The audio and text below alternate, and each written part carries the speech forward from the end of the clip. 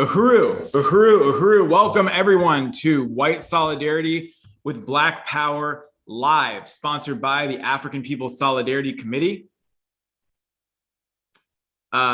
Today we are talking about colonialism from an African internationalist point of view. My name is Jesse Neville, and I am honored and proud to be a member of the African People's Solidarity Committee and the national chair of our mass organization, Uhuru Solidarity Movement. The African People's Solidarity Committee, or APSC, is the organization of white people that was created by the African People's Socialist Party more than 46 years ago as part of the overall strategy for the liberation of African people in the US and around the world. And we salute African People's Socialist Party Chairman Omali Yeshitela, who is our leadership.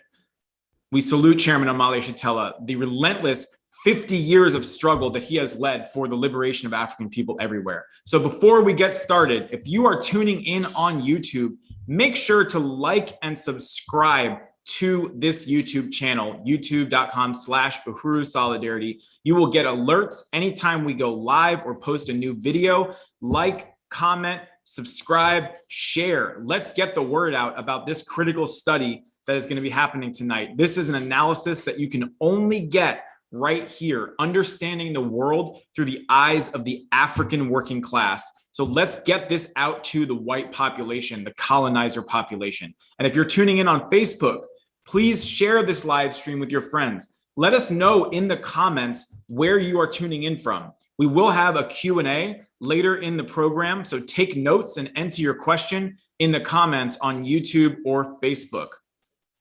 And again, I want to express our deepest and most profound salute to our leadership, Chairman Omali Yeshitela, who developed the political theory of African internationalism, who represents the leadership of the African Revolution around the world, and who wrote the groundbreaking document that we will be studying tonight, putting forward the analysis of colonialism, not as a policy, but as a mode of production. So we want to salute Chairman Omali Yeshitela. We also want to salute Deputy Chair Ona Zanea Yeshitela, the Deputy Chair of the African People's Socialist Party, who has put Chairman Omali Yeshitela's vision of the Black Power Blueprint on the ground here in St. Louis. But more than that, she leads the more than 50 economic institutions of the African People's Socialist Party worldwide.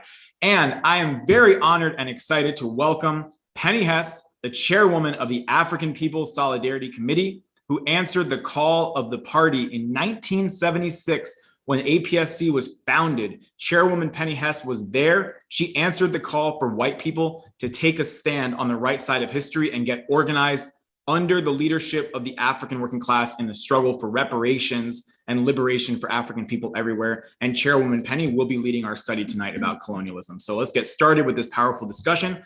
Welcome, Chairwoman Penny. Turning it over to you. Uhuru, Jesse, really great to be here. And thank you so much for that opening. And I just want to welcome everybody who's here. I will reiterate, my name is Penny Hess. I have the honor of being the chair of the African People's Solidarity Committee. And just to explain that, because you can never talk about it enough, the African People's Solidarity Committee was formed by the African People's Socialist Party in 1976. Yes, 40 something years ago. And it has been a very, very important and serious front of the African Revolution. And just to be clear, that the African People's Socialist Party is an all African organization, meaning Black people all around the world, wherever they have been forcibly dispersed through the assault on Africa and the kidnapping and enslavement of African people and turning into commodities, which is really what we're going to be talking about tonight, and how it is that the world got to be the way it is today. This is the question of colonialism as the mode of production. The African People's Socialist Party is working for the complete and total unification of Africa and African people everywhere. And part of their strategy was to put the colonizer nation, white people, that's us, under their leadership as a flank a component of the African Revolution to go inside the belly of the beast to win other white people to a stand of an understanding and embracing of African internationalism and to fight for reparations to African people. It's the return of their stolen resources. So it really makes sense. And I want to join in saluting this incredible, courageous, genius, just brilliant leader of the African Revolution who's taken on every question for over 50 years of his life, Chairman Omali Yeshitela, who has built this worldwide movement on the ground, in the continent, on the continent of Africa, inside the stolen borders of the United States, throughout the Caribbean, in Europe, everywhere where African people are. Chairman Omali Yeshitela's building organization is very serious about seizing power and winning the liberation of Africa and African people. I want to join in saluting the incredible leadership of the deputy chair of the African People's Socialist Party, Deputy Chair Onezene Yeshitela, who is the brilliant architect of the Black Power Blueprint programs and the more than 50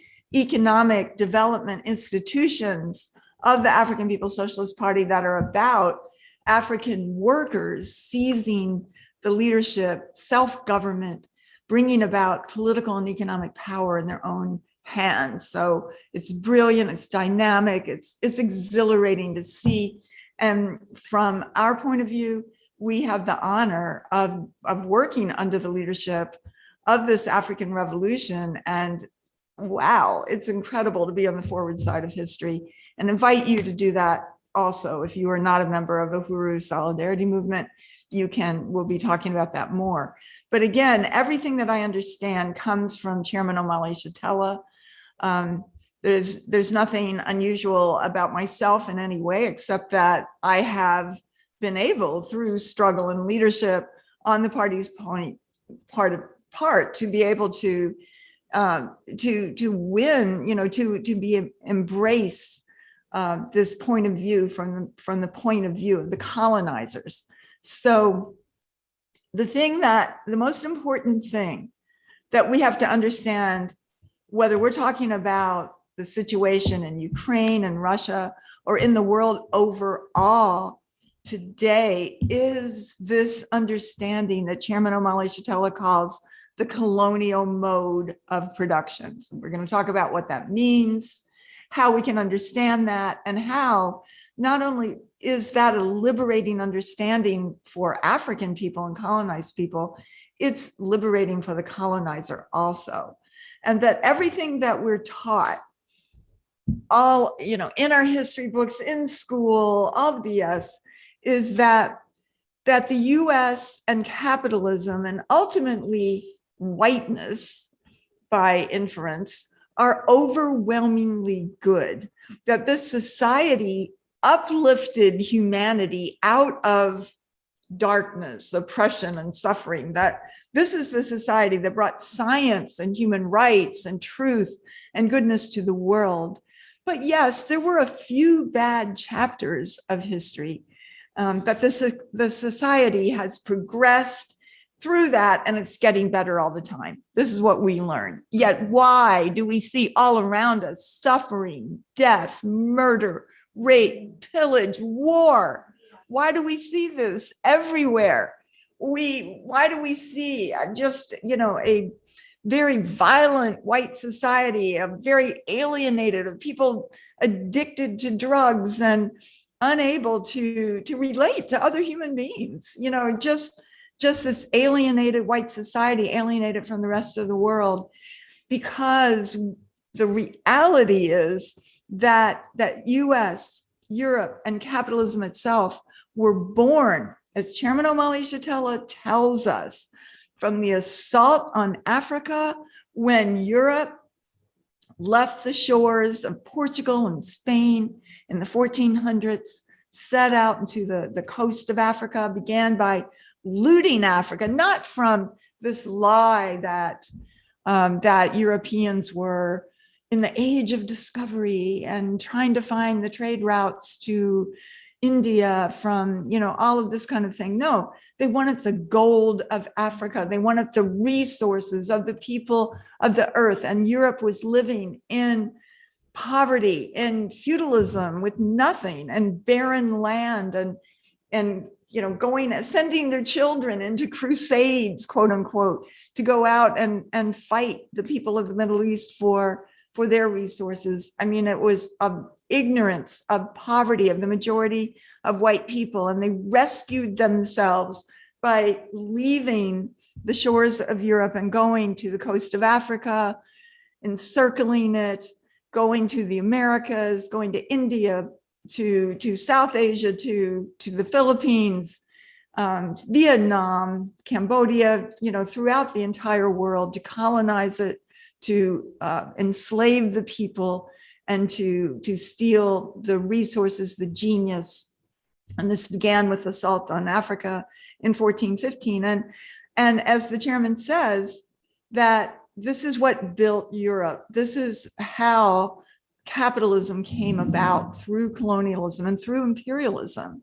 And that there's not a good system that just has a few bad things, but it is in the DNA of the system we live in: rape, murder, pillage, lying, thieving, greed, viciousness, competition. Nothing is good about the society. Everything is built on the suffering of somebody else in order for us to have what we experience. We live on the stolen land of the indigenous people, and the stolen wealth, and everything that we have requires suffering of others. And the chairman is saying that this is the colonial relationship, the dialectic that exists, that there must be the colonizer and the colonized. Like sometimes you hear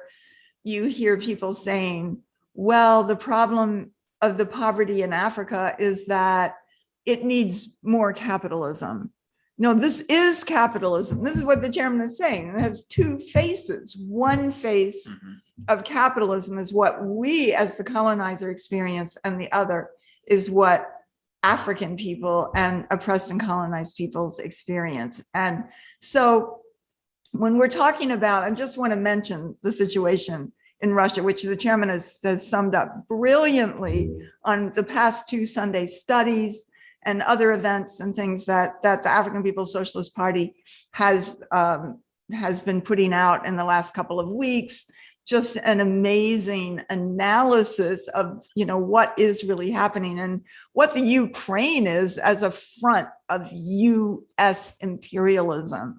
And I just want to say that the African People's Socialist Party and the African People's Solidarity Committee stand with Russia, and that everything about what the Ukraine is a tool of U.S. imperialism, a tool of NATO, a tool of war and discussion. And that here we have a situation where white people are freaking out because they see white people facing bombs. Exactly. But the U.S. is bombing somebody right now.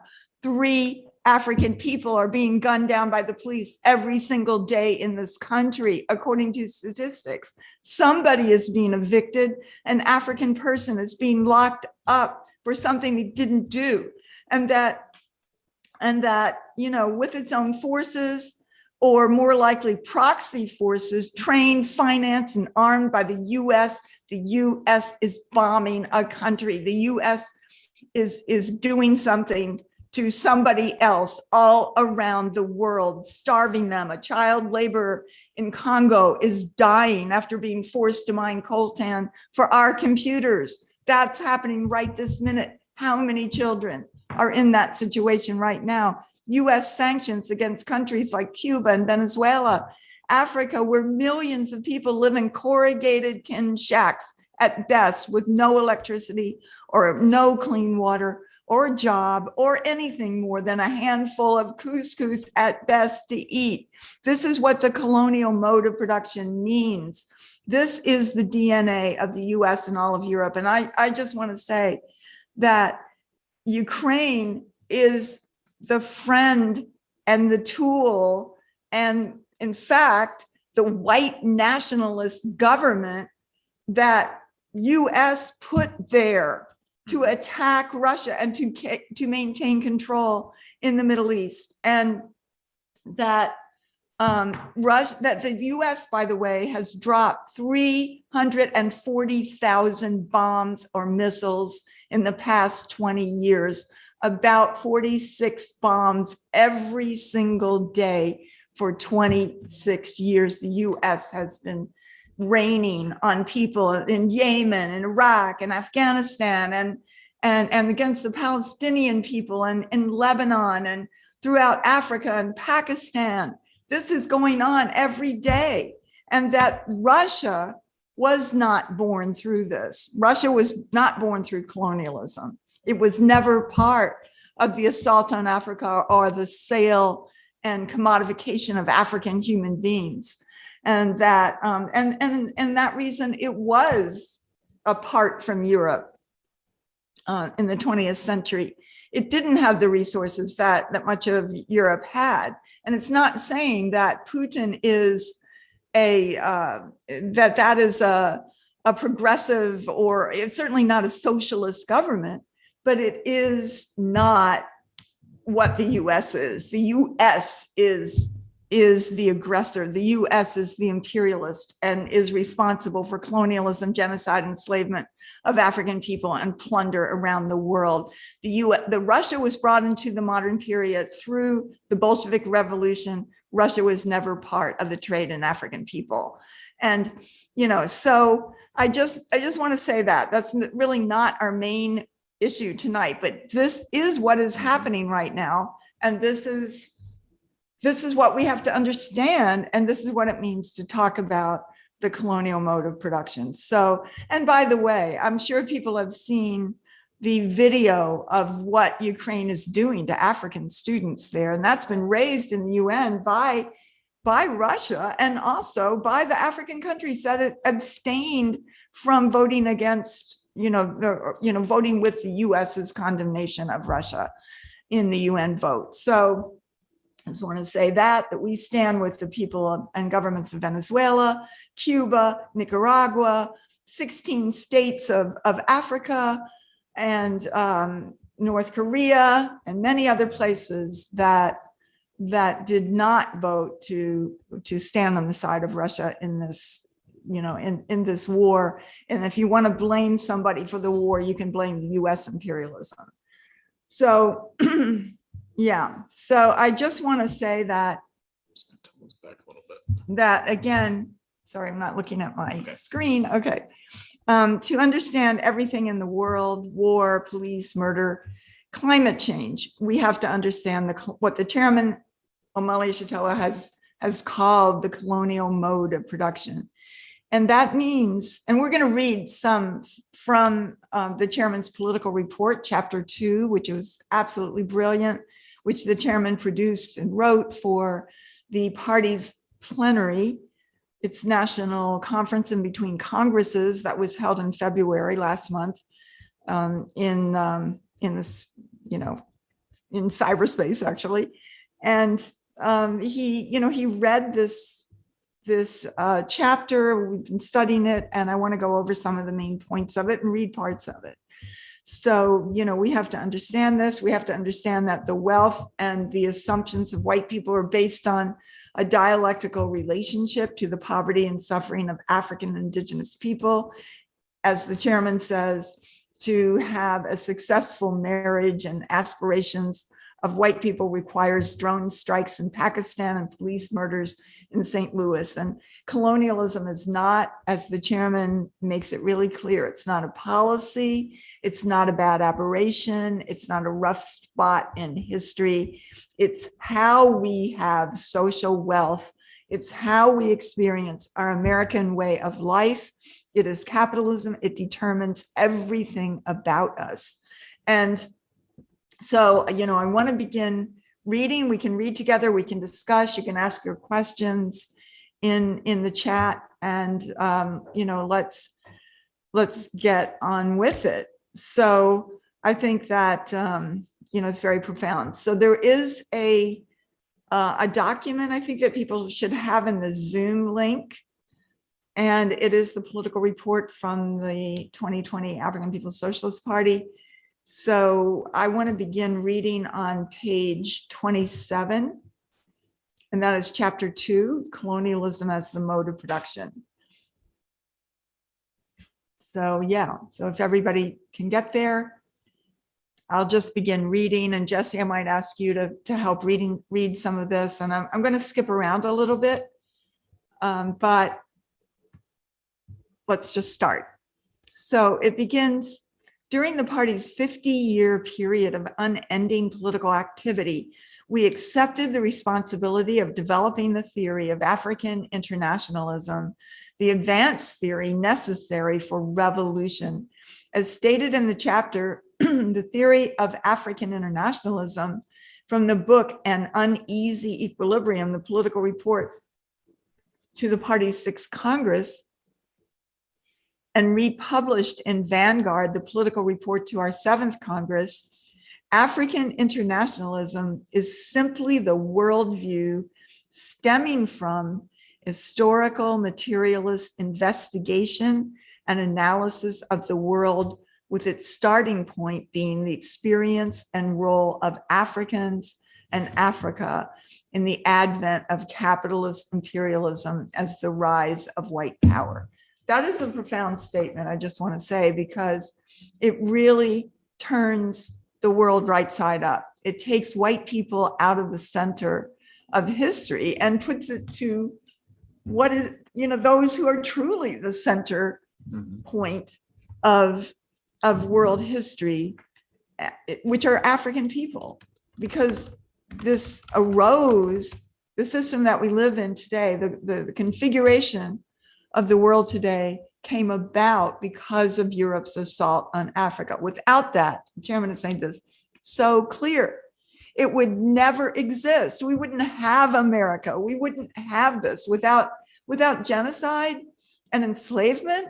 There wouldn't be an America. There wouldn't be the United States. There wouldn't be everything that we take for granted, or of Facebook, or of Bill Gates, or anything like that. This is all sitting on the pedestal of the oppression of African people. So to continue on page 28, through African internationalism, we were able to reveal the fact that the oppressive conditions faced by Africa, Africans, and the majority of the peoples of the world are globally connected to the experience of affluence and power by the white population that is dependent on a pedestal of colonial domination. So that is really profound, to say that the conditions faced by Africans are globally connected to the experience of affluence and power in the white population. It's always like, oh, we're getting rid of poverty. Poverty is declining in the world. All we have to do is uplift Africa. We can send some pennies there, to feed a starving child, and this will help uplift Africa. No, that's outrageous. Because absolute colonialism, the theft of the resources of Africa, are going on every single day.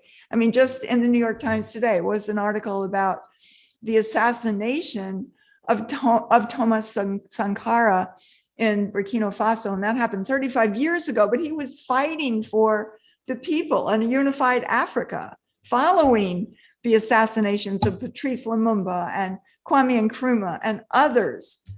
This is still being, it's still going on today. Africa is being looted, it's being pillaged, it's colonized through the program of neo-colonialism, or setting up African puppets, indigenous puppets, to be able to carry out the will of the colonial state and power and economy.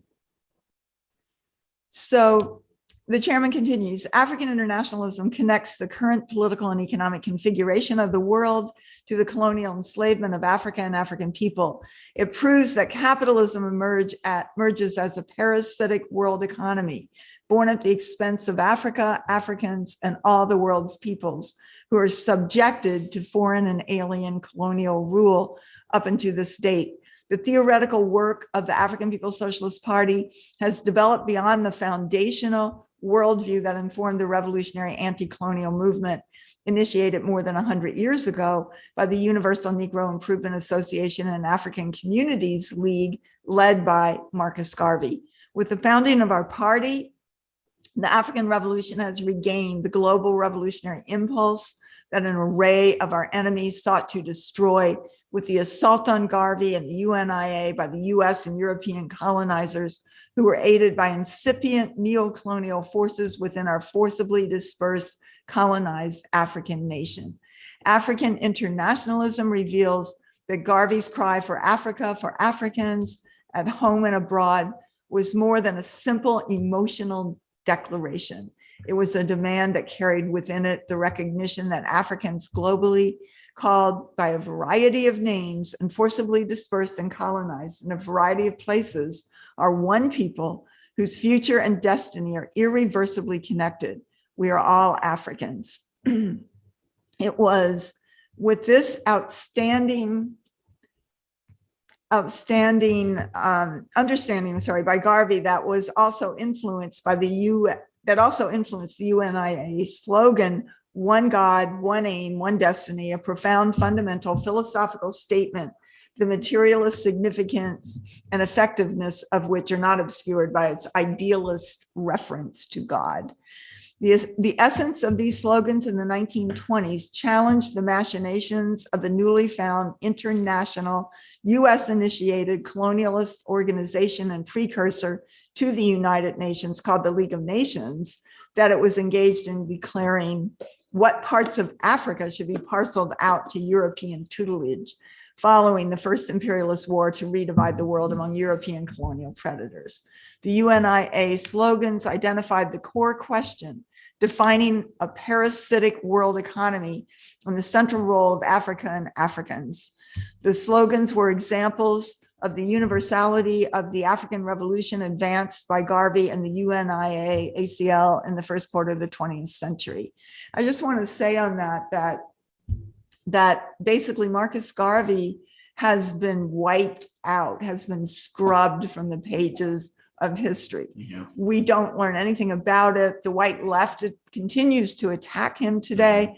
Only truly the African People's Socialist Party has rescued him from being lost to history and brought back his significance, that Garvey led an organization of 11 million African people before, all around the world, in the Caribbean, throughout Africa, all throughout the United States, here in St. Louis. There were Garvey freedom houses and et cetera. And that this was before the internet. And in 1920, and I know again, at least in 1924, the Garvey coordinated a month-long international convention of African peoples of the world, and parts of that were held at Madison Square Garden in New York City then. They had huge parades. This is before there were airplanes. People came on ships from every single country or island in the Caribbean and every single country of Africa. So, it was an incredible movement. The US crushed it. The opportunism of the white left joined that in attacking it or instigated it. During the 50-year history of our party, I was able to discover that the European colonialism that assaulted Africa was central to the emergence of the global colonial mode of production that overturned feudalism as a mode of production in Europe. It was this that created a new system with relations and forces of production centered on the extraction of value from the colonized by the European colonizers, which vastly enriched them and the Western European world. This differs from the standard Marxist conclusion that capitalism is a mode of production, replacing European feudalism. Our work has shown that European feudalism was replaced by a colonial mode of production.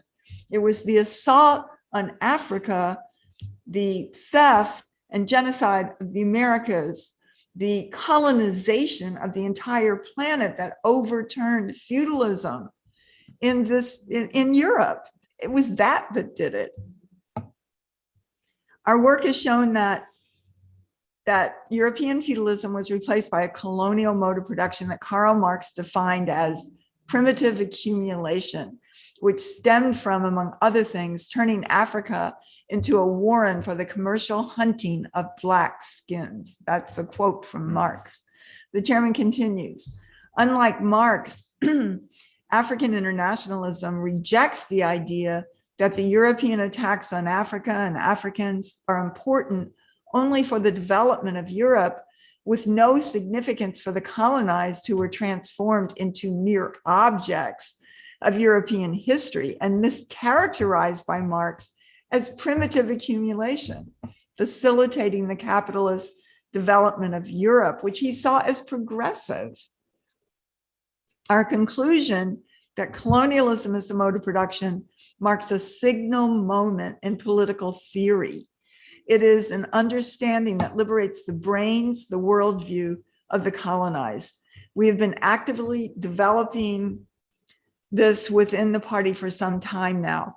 We began this foray into an investigation of colonialism as a defining feature for Africans in the US as early as 1972, as early as the 1972 founding of our party. This distinguished our position from that of others who, like ourselves, at one point used the term colonialism interchangeably with the word racism. Even then, although we had not worked out the primary features of our theory, it was clear to us that describing our struggle as one against racism was bowing to reaction to philosophical idealism. So just to make that clear, so the chairman is saying that colonialism and racism are not the same thing. Mm-hmm. So we will go ahead and talk about that.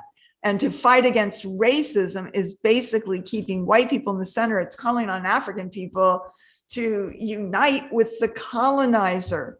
To fight against colonialism leads African people to fight for political and economic power and self-government in their own hands. And there are two different things. The fight against racism will never take you there, because racism is just the ideas in the heads of the colonizer. So the chairman said, okay, let me check my thing here. Okay, so we're going to go to page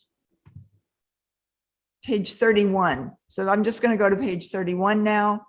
And this was from a speech, an incredibly brilliant speech that the chairman made all the way back in 1978 in San Francisco,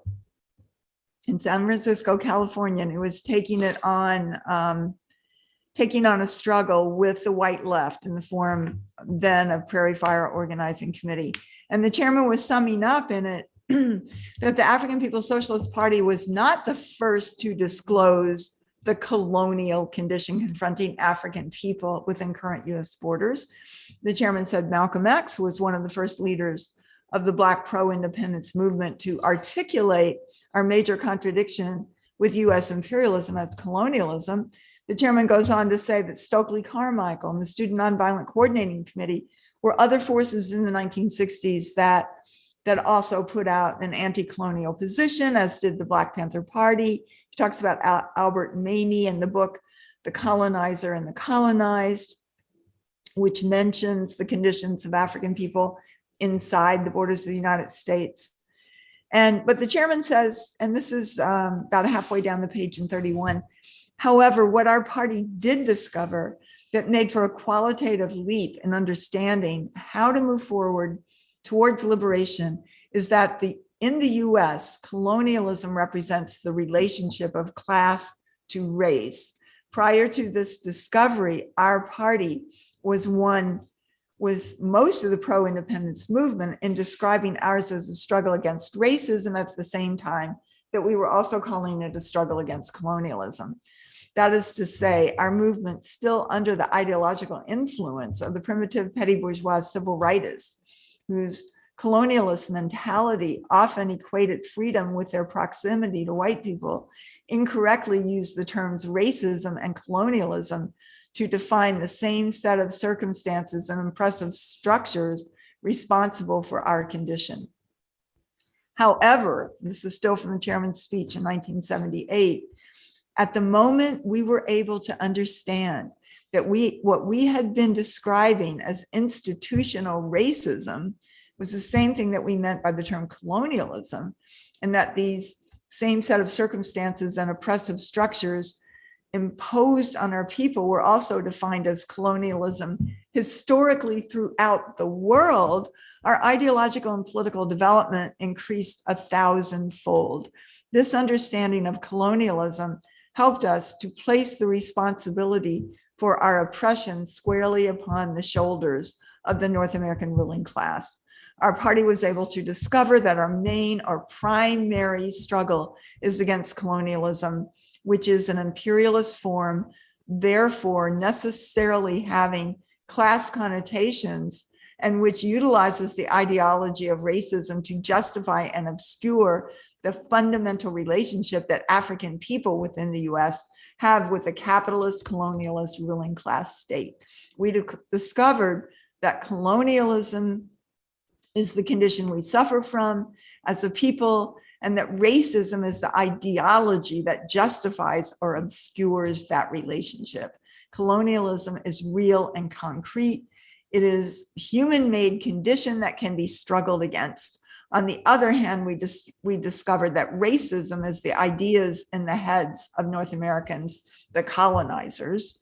Racism is the attitudes displayed by North Americans, white people, which makes you dupes, allies, and collaborators with your ruling class in its attacks on us, which reinforce and maintain our colonial relationship to the US and North American state. So I'm going to move and go forward a little bit here. I'm going to go to page 34. You won't be able to read everything, but I want to read a little bit of this. This is a really important quote, a lengthy quote that the chairman is using here from Hosea Jaffe, who was actually he was a white man, but he was a professor. He grew up in South Africa, and I think he died in Italy a few years ago. And he is putting together this history here. His book is called A History of Africa, this book that the chairman is quoting from. And the chairman uses it as evidence, as documentation for what the chairman is talking about on the colonial mode of production. And I think it is really informative. The chairman uses it brilliantly and really gave meaning to what Hosea Jaffe was attempting to lay out here in this history. And so I'm just going to go through this. This is a couple of pages long, very, very important to read. Beginning on page, I'm sure I'm on the right page here, 34, the quote, which says, the Portuguese seized the Azores, which are islands off the coast of Africa in 1431, and Pope Martin V legalized an already established European slave trade. In 1445, the Portuguese began slavery from Gorée off Senegal. By 1447, they had reached the Gambia River, and the first marked African resistance was reported when they tried to extend the slave traffic in Guinea. That was 1447. By 1460, missionaries were slaving in the Congo, using Angola, the Kumbundu king. In 1462, the Portuguese were in Sierra Leone. In 1469, Gomez was threatening the civilization of Ghana. In 1471, Fernando Po penetrated the Cameroon coast. In 1482, the Portuguese were erecting their fortified slaving posts at Damina and São Miguel in Guinea and Lunanda. In 1482 and 85, Diego Cao slaved up the Congo River and down as far as Namibia. In 1484, de Oliveira came armed into the Benin court, and the Namibian Khoikhoi fought off Cao's conquistadors. Financing the Portuguese and accompanying them on some of their voyages were Germans from the old Hanseatic League, particularly from Antwerp, Frankfurt, and Hamburg. Quote, hidden German colonialism. And that's really important because they denied that they participated in the enslavement of African people, but that is not true. And it was beginning. In 1487, Khoikhoi tribalists resisted Bartolomé Diaz's armed bands, but Diaz succeeded in rounding the Cape of Good Hope. In 1488, the Portuguese missionary Duque Villa tried to undermine the feudal regime of Iskender in Ethiopia. By 1490, Arguin was shipping 1,000 Africans a year to Portugal and its fortress town of Damina, which means mine, gold mine, by the way. A plantation economy was started in Santiago, Cape Verde. By about 1500, Portugal alone had taken some 700 tons of gold out of Africa. That was from less than a century. A massive primary accumulation for still weak capitalism worth in today's money $8 billion US. And this was written 30 years ago. The first installment of some 13,500 tons of gold worth about $160 billion in the US today. And that was, not even close to what it would be today. Estimated by Moni of Dakar and Paris universities to have come out of Niger, Sudan complex alone during the whole colonial period. Continuing onto the next page, by 1490, Sao Tome was a slave port, and slaving and sugar plantations worked by African labor had reached Benin itself, where the king was corrupted by missionaries. In the same year, the missionaries were baptizing those chiefs who collaborated. So they were already creating neo-colonialism, while the Wolof and other peoples were opposing with armed resistance to the slavers. The capture of Granada, the last Arab stronghold by Spain, by Spanish mercantile feudalism in 1492, paved the way for an even more rapid escalation of European colonialism in Africa. By 1500, Vasco da Gama began the Portuguese destruction of the civilization of Zanj, and to a lesser degree of Monomotapa. And from then on, all three types of African despotism began to oppose mass resistance to the Europeans. By 1503, Lisbon was already exporting Africans to the Spanish slave owners in the West Indies, and Portugal had surrounded almost the whole of Africa with its armies of slavers. In 1493, Pope Alexander the Sixth had divided the world into Spanish and Portuguese spheres of interest, which, by the way, is why Brazil speaks Portuguese, because Pope Alexander gave that land to Portugal, and other places in Latin America speak Spanish because they were given to Spain. In effect, pronouncing for the first time that Europe was to rule the world.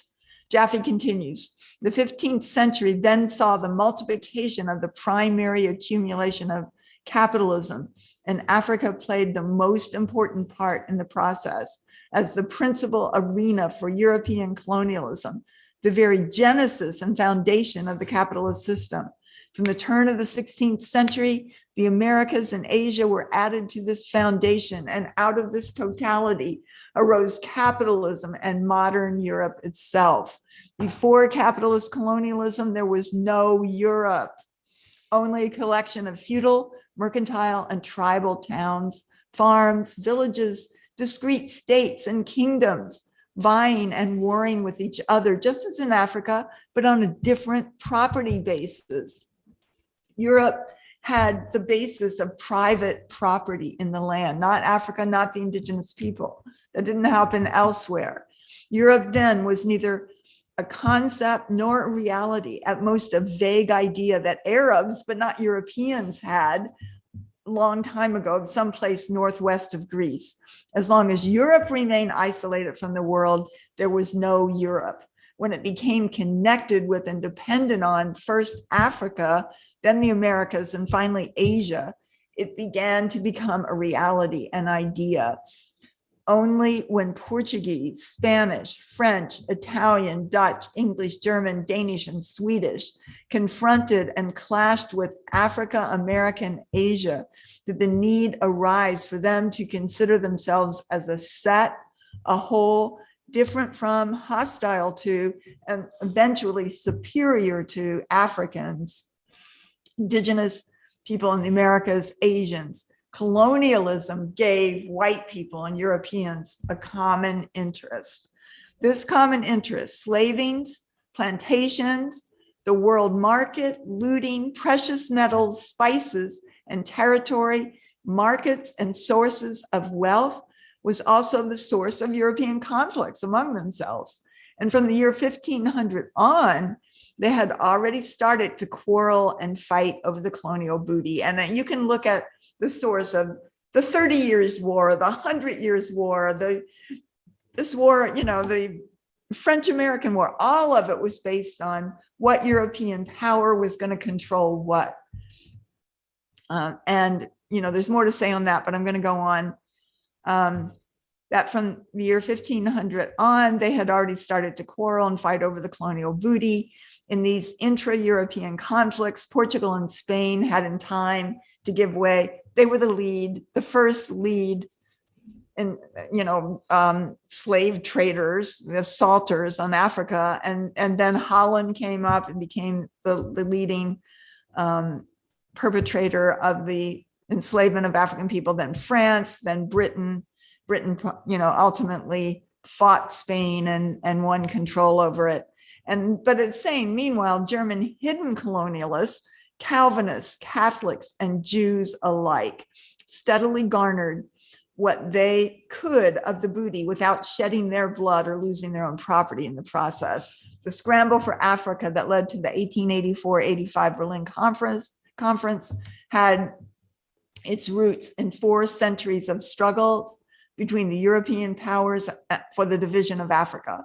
Colonialism, the basis of European unity, was also the basis of its disunity. Europe was born out of colonialism as the exploiting, oppressing, negating pole that tried always to destroy and assimilate the opposite pole, the rest of the world. The first form was that of primary accumulation from the 14th century to the 19th. The next was the regular accumulation with an inertial momentum carried forward from primary accumulation. With capitalism arose Europe. With Europe, the myth of European civilization, a civilization based on African slavery, American plantations, Asian spices, precious metals from all 3 non-European continents, based too on Indian numerals, Arab algebra, astronomy, and navigation. An Arab Indian took Begama to India from Mombasa, and Chinese gunpowder, paper, and compasses. This non-European European civilization was the Narcissus-like admiration of its own conquests. The sword, gunfire, murder, rape, robbery, and slavery formed the real material basis for the idea of European superiority. It was out of this process that the very idea of a European man arose, an idea that did not exist even in etymology before the 17th century. Before the slave trade in Africa, there was neither a Europe nor a European. Finally, with the European rose the myth of European superiority and a separate existence as a species or race. There rose indeed the myth of race in general, unknown to mankind before even the word did not exist, before the lingua franca of the Crusades. The particular myth that there was a creature called a European, which implied from the beginning a white man. Colonialism, especially in Africa, created the concept and ideology of race. Before capitalist colonialism, there were no races, but now suddenly And increasingly, there were races. Once born, the myth grew into a reality.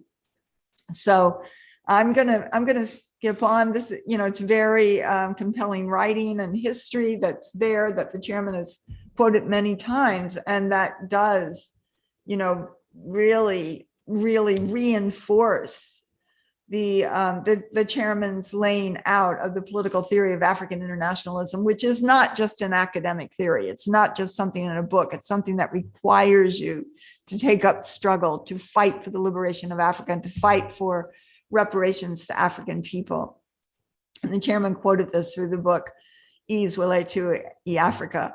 So if we scroll down to page 30, it's still on page 38, and I'm only going to read a little bit of this, and I actually might ask Jesse to read a little bit.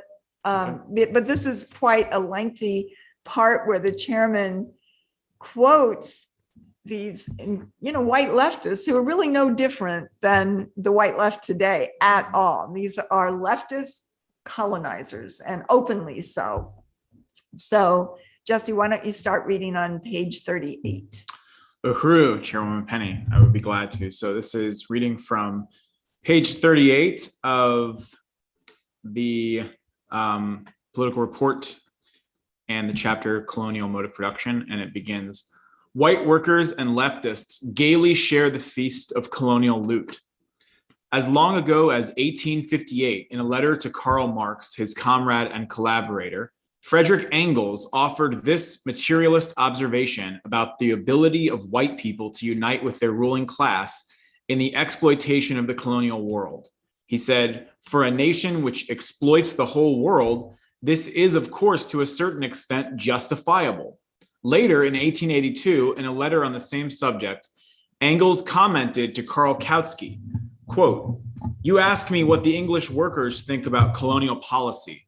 Well, exactly the same as they think about politics in general. The workers gaily share the feast of England's monopoly of the world market and the colonies. In Ease Relate to Africa, we provide evidence, this is going back to the chairman, that the unacknowledged colonial mode of production plays a major role in the consciousness of the most advanced sector of the white colonial population.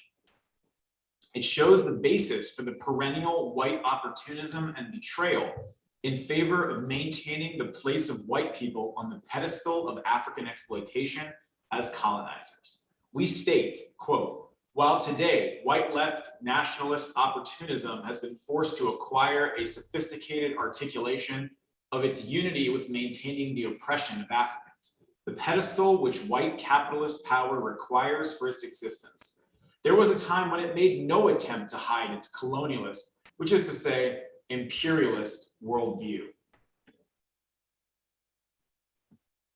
Okay, just making sure the audio is working. You got a message.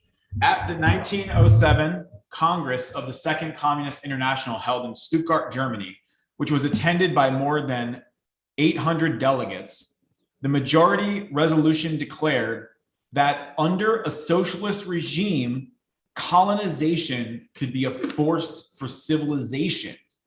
While many white communists have attributed the reactionary stance of white people, including the white working class, to their being confused or duped by the white bourgeoisie, these excerpts from arguments by prominent communists at the Congress reveal that these advanced representatives of the white working class were quite clear in their colonialist motivation, and that in their view, the benefits of colonialism to the white world did not require the existence of the bourgeoisie. The following, also found in Ease Relate to Africa, are excerpts of arguments by supporters of the majority position at the Second Communist International. They include statements by Hendrik von Kohl from the Netherlands and Edward Bernstein from Germany. And now we go into some lengthy quotations from Hendrik von Kohl. From the Netherlands, he said, quote, the minority resolution also denies that the productive forces of the colonies can be developed through the capitalist colonial policy. I do not understand at all how a thinking person can say that. Simply consider the colonization of the United States of North America. Without it, the native peoples there would today be living in the most backward social conditions. Does Le de Boer want to take away the raw materials indispensable for modern society, which the colonies can offer? Does he want to give up the vast resources of the colonies, even if only for the present? Do those German, French, and Polish delegates who signed the minority resolution want to accept the responsibility for simply abolishing the present colonial system? As long as humanity has existed, there have been colonies, and I think that they will exist for a long time yet. Surely there are few socialists who think that colonies will be unnecessary in the future social order. Although we do not need to discuss this question today, I still ask Ledebour, does he have the courage now under capitalism to give up the colonies? Perhaps he can tell us what he would do about the overpopulation of Europe. Where would the people who must emigrate go if not to the colonies? Where does Ledebour what does he want to do with the growing production of European industry if he does not want to create new export markets in the colonies? And does he, as a social democrat, want to shirk his duty to work continually for the education and further advancement of the backwards peoples? Especially for Germany's sake, I regret that the social democracy there has limited itself to questioning the need for colonies and the benefits they bring. You saw in the last election campaign how the masses were hypnotized by the thought of the benefits to be gained from the colonies. Not only the petty bourgeoisie, but also the industrial workers. So Edward Bernstein from Germany chimes in. We must get away from the utopian notion of simply abandoning the colonies. The ultimate consequence of such a view would be to give the United States back to the Indians. And there's great commotion in the room. The colonies are there. We must come to terms with that. Socialists, too, should acknowledge the need for civilized peoples to act somewhat like guardians of the uncivilized. Lassalle and Marx recognized this. In the third volume of Capital, Marx wrote, "The earth does not belong to one people, but to all of humanity. Every people must administer it for the good of humanity." And Lassalle once said, "The right of a people to its own development is as little an absolute right as any you will find. It is tied to the condition that there is some development. The peoples who do not develop may justifiably be subjugated by peoples who have achieved civilization." Yes. I'm going to stop Okay. there, but I mean, this goes on and you can read it. And really, I think we're hearing a lot of this in terms of how the media is describing what's happening in Ukraine. We see they're using terms like civilized. This is a civilized country. Why is this happening here? Just this still goes on. And, this is really horrific. If you want to, I mean, this is from the annals of this Communist International of 1907. So it's there, it's public to hear. And this was, the overt stand of European communists to maintain colonialism for their benefit. So I just wanted to go to page 43. I know, I just want to complete a little bit more here, and then we can open it up for discussion.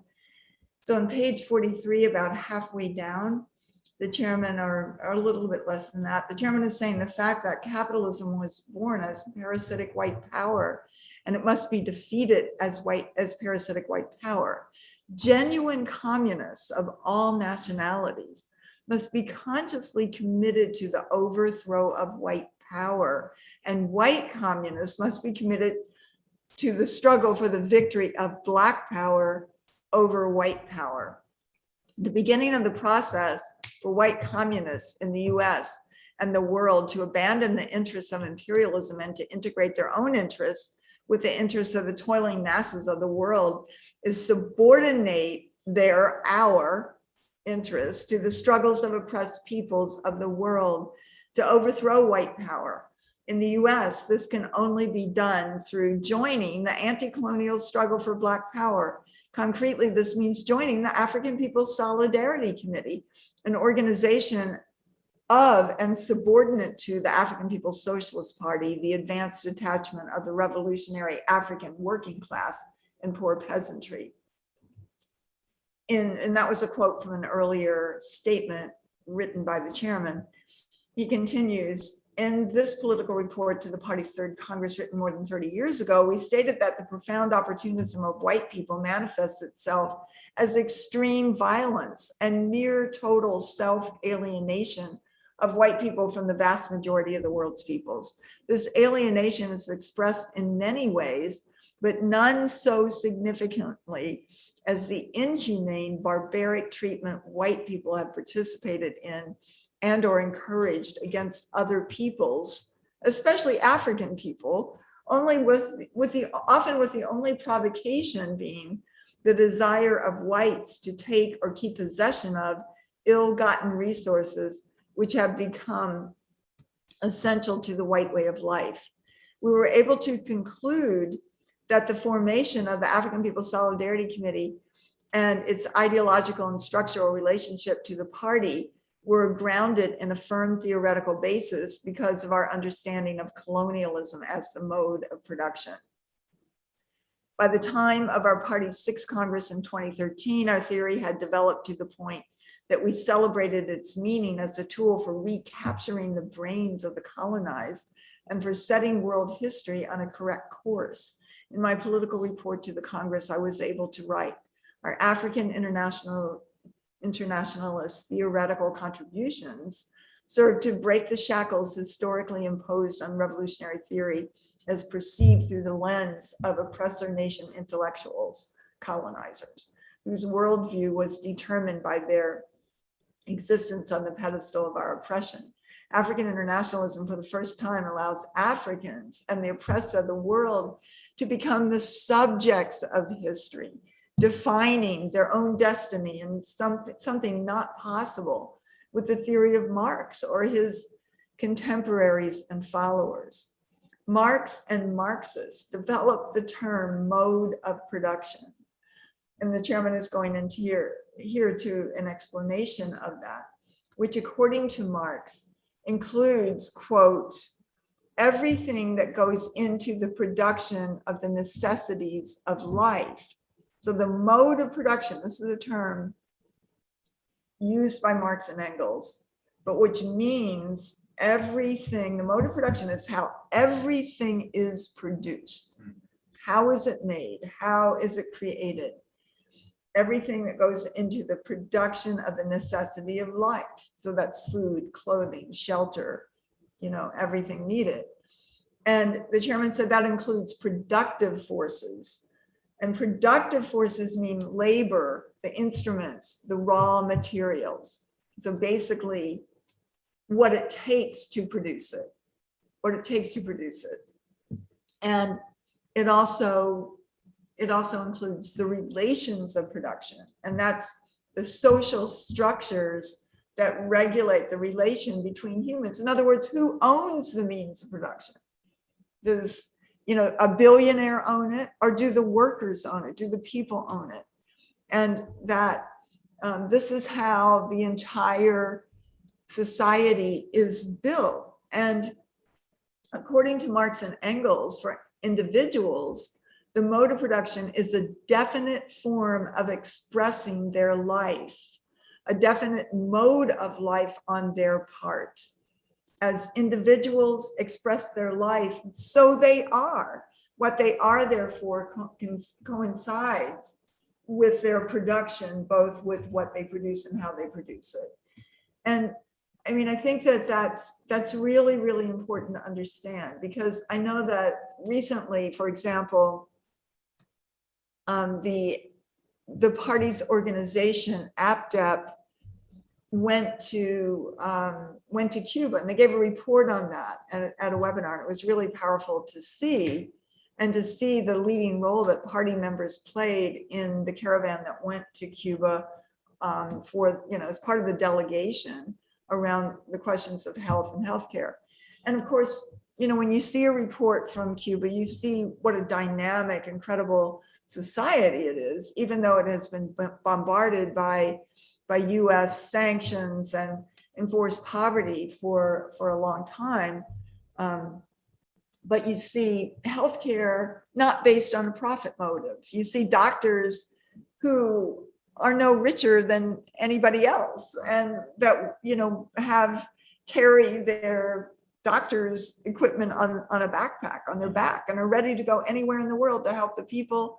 And also the way that you don't go to the doctor comes to you. They're part of the neighborhood. They knock on doors. How are you doing today? Are you better? What do you need? And, you see their culture, you see the ability of everyone to have an education and the beautiful music everywhere that was in the background of every video that Dr. Aisha Fields, who leads APDEP, showed. So, this is what it's saying. We live in capitalism. So everything is about the aspiration to get a really good education for white people, to buy a house, to get a good car, to get a good job, to send your children to the best preschool and schools and, all of these things that white society is about. And if you don't do that, you didn't make it. And, and all of this is the society that's based on sitting on a pedestal of the oppression of African people, of getting all of our goods and services and products from the suffering of somebody else at the expense of somebody else. And so war goes on every day. US is killing African people inside this country, killing African people in Africa, and Arabs and indigenous peoples everywhere. This is the life that, that exists. And all of the things that we see, the need for drug addiction in the white society, the mental illness that is there, the inability to cope with this society because it's horrible, is a result of the system we live in, not the result of the individuals, but the extent to which we as white people identify with the system, the more, sick we can become, but of course, a lot of white people are perfectly fine and, can have no problems living with the contradictions of being the colonizer of the colonial mode of production. But this is how we can understand that things can't be rectified. There can't be reform of the system. There's not a better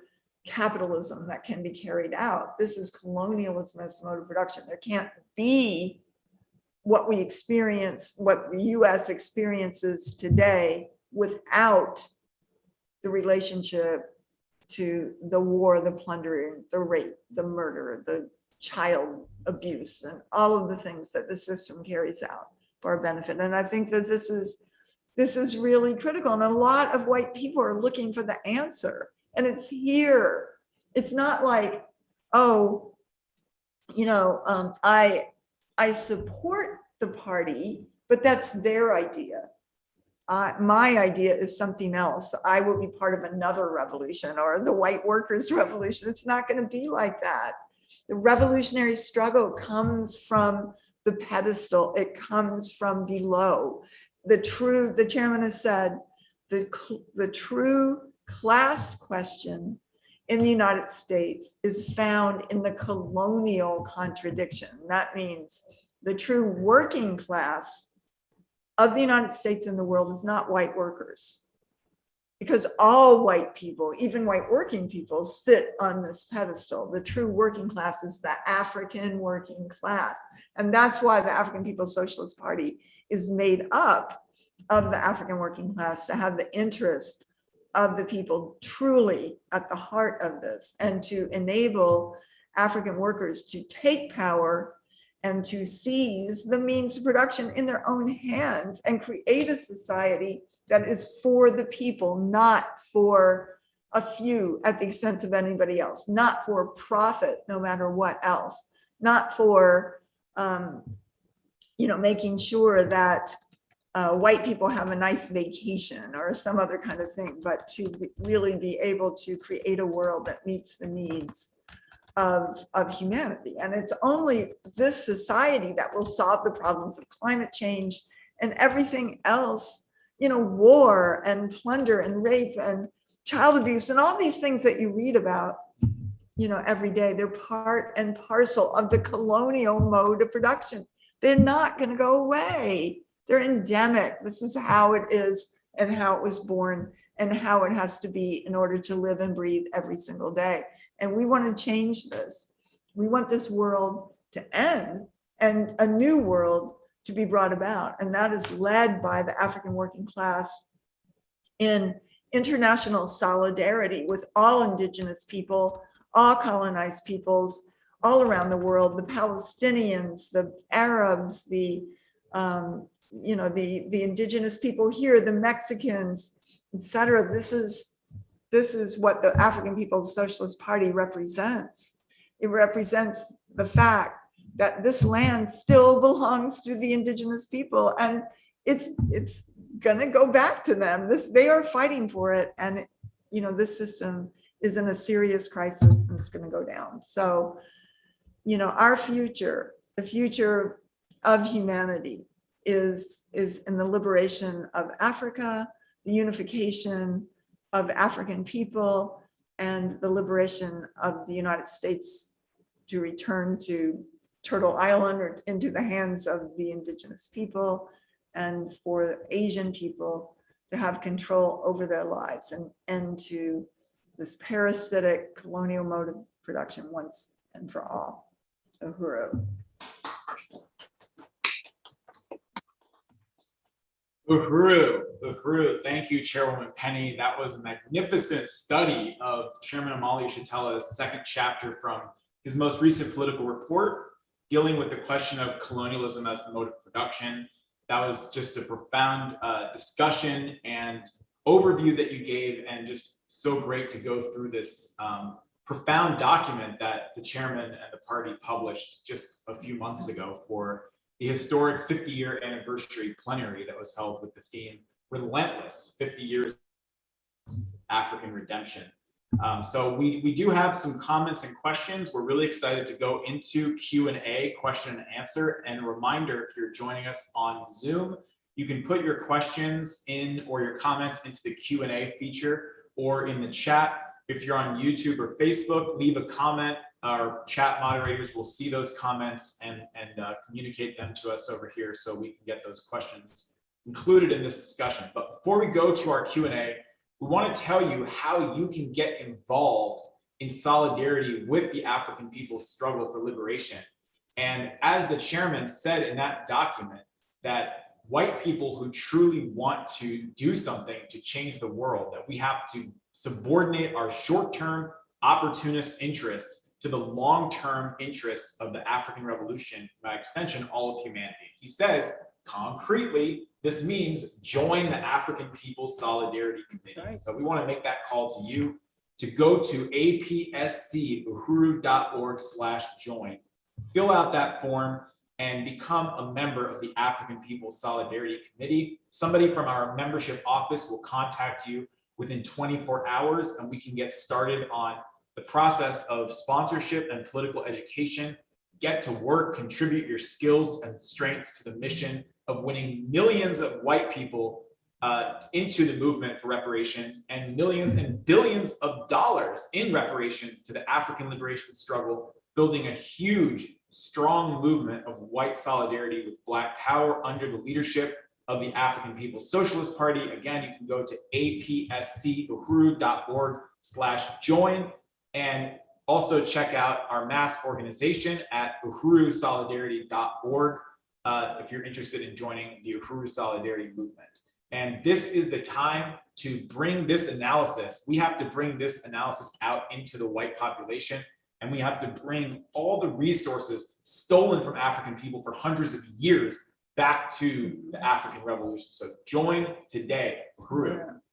And as we head into Q&A, I just want to recognize where we have people tuning in from: Louisville, Kentucky, Arizona, St. Petersburg, Florida, Portland, Oregon, Philadelphia, St. Louis, Missouri, Minneapolis, Minnesota, Dorchester, Massachusetts, and Largo, Florida. So we really appreciate everybody who's tuning in on all three platforms that we are broadcasting from today. And we already have some comments and questions, Chairwoman Penny, that we have come in. So again, if you have comments or questions, you can still put them into the comments section on Facebook or YouTube, or if you're on Zoom, the Q&A feature. And we want to start with a question. This came in from somebody with the username Resistance is Fertile on YouTube. And they were asking, wasn't Rosa Luxemburg critical of Bernstein? I do not know that much about the history of Rosa Luxemburg, and I don't know. Maybe she was. I'll have to check that out. So thank you for that question. And the next, but I don't know where Rosa Luxemburg stood on the colonial question. right. I don't know if she was out there, in solidarity with China and with India and different struggles that were going on in the earlier 20th century. And I don't know. I truly have not read that much about Rosa Luxemburg. So the next comment came in from Rosemary Keene on YouTube. And I just want to give a shout out to Rosemary. She's joining us from Massachusetts, and she came to our convention last year. And Rosemary, we hope to see you again next weekend at the Youth for Solidarity Movement National Convention, which we'll talk about later.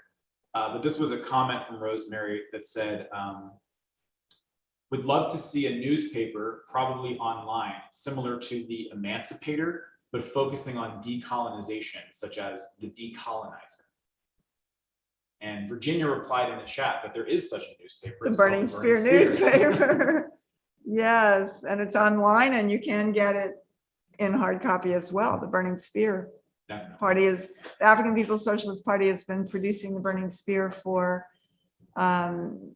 50, almost 60 years, really. I don't know if do we have a copy right here? Kitty wants to bring one over. You can show it. Definitely. So, yeah, everybody should subscribe and sell the Burning Spear newspaper. Absolutely. So we have another comment from Resistance is Fertile on YouTube saying, yes, we need to oppose this parasitic mode of production that is colonialism. And then they asked Chairwoman Penny, are you also opposed to the reset of capitalism underway, i.e. the transition to natural, social, and human capital? There's no reset of capitalism that's anything except giving billionaires more money.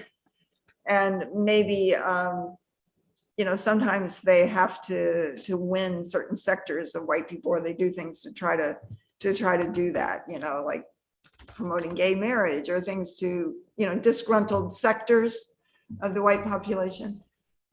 They might win them, but there's not going to be a kinder, more gentle capitalism. It's going downhill. And I would just say that, this climate change thing is very serious, very serious. In fact, the UN, which is very conservative, the IPCC, it's called, this group of scientists around the world, they're like, they issue these statements, and they're like, things are getting worse and worse, and they're going to have turning points, tipping points, I guess they're called, that can't go back, or couldn't, so they say, could not be cured. And and Biden, under Biden, the imperialist, the colonizer, he was saying that there were going to be certain regulations that the US was going to follow to lessen carbon emissions and, decrease the use of fossil fuels in the US. But now, with this whole attack on Russia, conveniently, Biden's numbers went up because his numbers were down. He only had a 37% approval rate before this war. Now they're up in the 50s. So, they always use that to get their rates up. But also it really took the whole question of even the decrease of fossil fuels off the table. So now gas, oil companies are making over $100 a barrel. Gas out in California is $5.60 a gallon. Over here in St. Louis, it's like $4.25 or something a gallon. they're making billions of dollars, and they're pumping up the,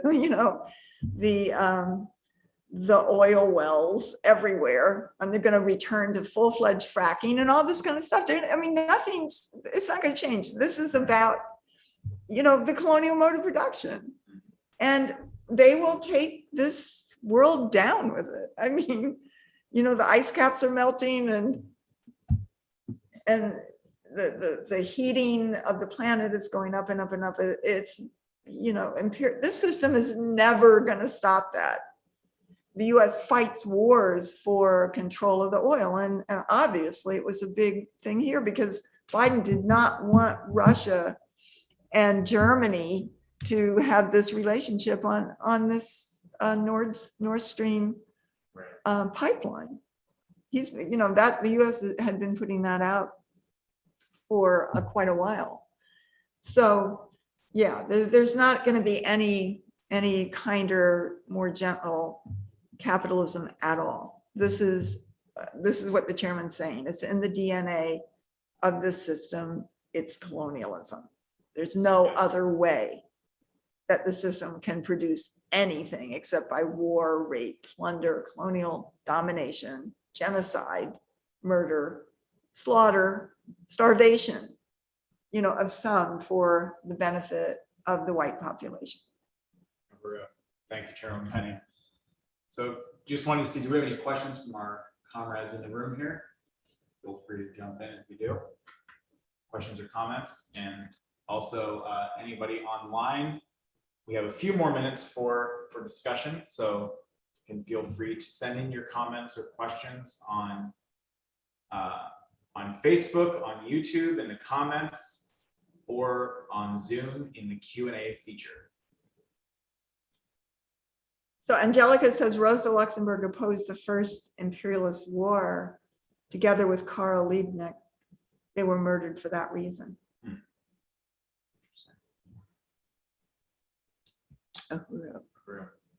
Thank you, Angelica. All right, well, we have no other questions. All right. Time. Is there anything else that you would like to definitely, say, yeah, I mean, I really want to call on everybody to subscribe to the Burning Spear newspaper. And maybe you could put out exactly how you do that. Yes. This is the anti-colonial newspaper journal of our times, and it has been coming out in an unbroken stream since the 1960s, 1968 to be exact. I'm actually going to share my screen real quick and show you. So this is theburningspear.com, and all you do is go right here, subscribe, and you can become a subscriber. You can become a distributor, both for the print version and the online version. And I definitely echo the call to do that. It comes out monthly. It's just incredible to have, the voice of the African working class. So, so before we move into announcements, do you have any closing comments you would like to make, Chairwoman Penny Hess? Well, I think that we live in incredible times, and it's a time of resistance of African people and colonized people. And that's what's forcing us as white people to begin to see the world as it really is, not as we want to see it. That all these myths of ourselves being the subjects of history, we are the ones that create history. Whereas African and colonized people are what the chairman calls the objects of history, the third person, never a person with a real story, or their struggle is never portrayed. And this is saying that that day is over, that white people can't continue to arrogantly and unchallenged rule the world as the colonizers and live off the suffering of everybody else anymore. The world is changing, and that is being challenged. And that means that imperialism is being challenged, and there is a struggle for a new world, for revolution, because this system has to go. This system has to go, and we're going to see a lot of changes in this upcoming period, a lot of struggle. What we saw in 2020 with the uprisings in response to the blatant police murder, colonial murder of George Floyd, is just the beginning this is part of resistance. Like the chairman has said, it's been going on for centuries of African people. It's going on since the very first day the Wolof, resisted in 1416 in the continent of Africa. And, it's over. We're living in a new period that's defined by the African internationalism, defined by the struggle of African people. Any future that we may pretend that we have in the system, it can't go on. It is the resistance of the people on the planet Earth that is forcing the U.S. to be in this crisis that it's in, and this crisis is going to continue to deepen. And even the struggle around, the vilification of Russia and Putin is part of that. It's part of the fact that that the U.S. expects to be able to bomb and do anything it wants to anybody else on the planet. And Russia, said, no, you're not going to come into the territory and threaten the sovereignty of the Russian state. So this is a new period. I would say, come to the Uhuru Solidarity Movement's National Convention, join the world, jump off the pedestal. It's time for white people not to be the oppressor of everybody else, to join humanity, to go out into the white community as African internationalists, bring back the stolen resources. That's what reparations are. It's not a favor. It's not something that, is there to make yourself feel good, or, I absolved myself from any wrongdoing. No, this is about returning what belongs to African people into their hands, into the African Revolution, which is transforming the world into a world without war, without suffering, in which all human beings can live, no one at the expense of anybody else. So I salute Chairman Omali Yeshitela, African People's Socialist Party, and ask you to join. And please, everybody come to the Uhuru Solidarity Movement's National Convention. So Jesse, do you want to say something about that? Uhuru, Chairman Penny, absolutely. And thank you so much for leading this incredible study. And just really want to salute the leadership of Chairman Omali Yeshitela and your leadership as well in the African People's Solidarity Committee. And appreciate everybody who tuned in tonight and who participated, all of the great questions and comments. And I know that there are some of you who are registered for the convention, so I'm very happy about that. But for anybody who is not yet registered, actually, if you're already registered, I want to ask you, who will you win to register? Yes. Because the theme of this convention is unity through reparations, reparations through organization. Yes. So in the spirit of that theme, everybody who comes to the convention, we're calling on you to organize for the convention, to come as an organizer. Right. Bring 2 or 3 people with you. Bring your siblings with you. Bring your coworkers. Bring your neighbors with you. Bring anyone you can. Talk to them about coming to the USM National Convention. It is being held March 18th through the 20th, so next weekend. And it is going to start in person. If you're in St. Louis, you can join us for the kickoff, which is actually going to be a rally for reparations at the Gateway Arch, which is a very famous, or as we say, infamous monument in St. Louis that was built literally to celebrate the colonial mode of production. It was built to commemorate Thomas Jefferson's so-called Louisiana Purchase, the expansion of the U.S. settler empire and the genocide against the indigenous people and the theft of their land. And it was built through the destruction of a once thriving African community. So it is, can you think of a more perfect monument to colonialism? And that is why we plan to be there in full force on March 18th, Friday at 12 p.m. Central, with a massive banner proclaiming reparations to African people, saying no more genocide in our name. And we call on you to join us. You can go to reparationsrally.eventbrite.com and be there. Stand with us. Take this stand for reparations to African people under the leadership of the African People's Socialist Party. And then follow it up the next day, Saturday, March 19th, and Sunday, March 20th, by coming to the virtual conference of the USM National Convention, Unity Through Reparations, Reparations Through Organization, keynote presentations by Chairman Omali Yeshitela himself, by Deputy Chair Ona Zane Yeshatella, by Chairwoman Penny Hess, by so many incredible leaders from the African People's Socialist Party, Secretary General Luwezi Kinshasa, the brilliant Secretary General of the African Socialist International, the President of the International People's Democratic Uhuru Movement, Kalambai Antoinette, the Vice President of the International People's Democratic Uhuru Movement, Matsamela Odom, the President of the African National Women's Organization, Yajide Oramila, the Undersecretary General of Unión del Barrio, Benjamin Prado. This is going to be an amazing program. You have to be there. Yes. Reparations through organization. Come to the National Convention of USM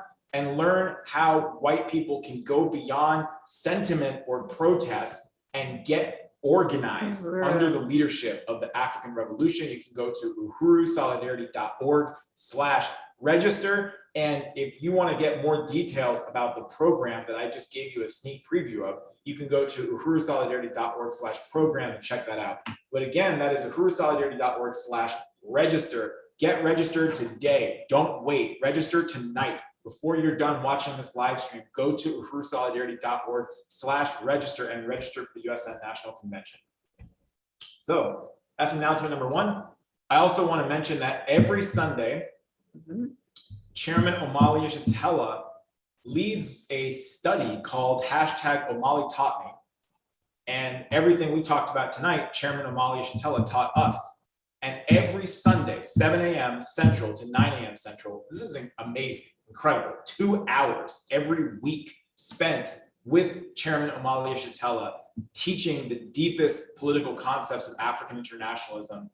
And that is happening on facebook.com/Omali Yeshatella or youtube.com/Uhuru TV. The last couple weeks, the chairman dealt with the whole issue of Ukraine and Russia. And you can find clips from those studies on the Burning Spear YouTube channel. And this Sunday, the chairman will be dealing with the colonial mode of production. So you can go even deeper into this discussion on Sunday, every Sunday with Chairman Omali Yeshatella on Omali Taught Me. So yeah, you don't want to miss that. If you're in St. Louis, you can join us this Saturday for a Black Power Blueprint Work Day at the Future African Independence Workforce Program Housing. And you can join us for Uhuru Solidarity Movement outreach, making calls, getting out posters and flyers for the Rally for Reparations at the Arch. You can go to blackpowerblueprint.org/volunteer to get involved in the workday at the African Independence Workforce Program Housing. And you can go to uhurusolidarity.org/volunteer to sign up with USM for outreach. Just a couple more quick things. So this Friday, March 11th at 2 p.m. Central, you can tune in to a live episode of our podcast that we have the honor to host on Black Power 96.3 Radio. It's called Reparations in Action, and also known as White Lies Shattered. And this Friday, as part of the Black Power 96 Fund Drive, we will have the incredible and exciting honor of having on the show with us the director of the Department of Agitprop for the African People's Socialist Party, Akile Anai, and the station manager for Black Power 96, DJ Eddie Maltzby. So we'll be on there with Chairwoman Penny Hess and with our incredible host, the voice of Reparations in Action, Jamie Simpson. So you don't want to miss that. It is called Reparations, the Key Question of Our Times. And that is this Friday at 2 p.m. Central. You can tune in right where you are right now on the facebook.com/Uhuru Solidarity or youtube.com/Uhuru Solidarity. And last but not least, for more African internationalist news and analysis, you can go to theburningspear.com/subscribe, burningspearmarketplace.com to order the books and publications of the African People's Socialist Party. You can find details about all of these and more upcoming events at theburningspear.com/events. And I am trying not to get distracted by the chat, but I see it, and I'm really excited to see that Diane Tournay is working on a viewing party for the convention. Oh, great. Gainesville, so Diane. And finally, make sure to visit uhurusolidarity.org, APSC learn more about the Uhuru Solidarity Movement, the African People's Solidarity Committee, how you can become a member and join the work to build white solidarity with Black power and unity through reparations. Thank you so much. APSC Chairwoman Penny Hess. Thank you, Jesse, and everybody who came out and all our comrades here. Uhuru! Unity through Reparations! Uhuru!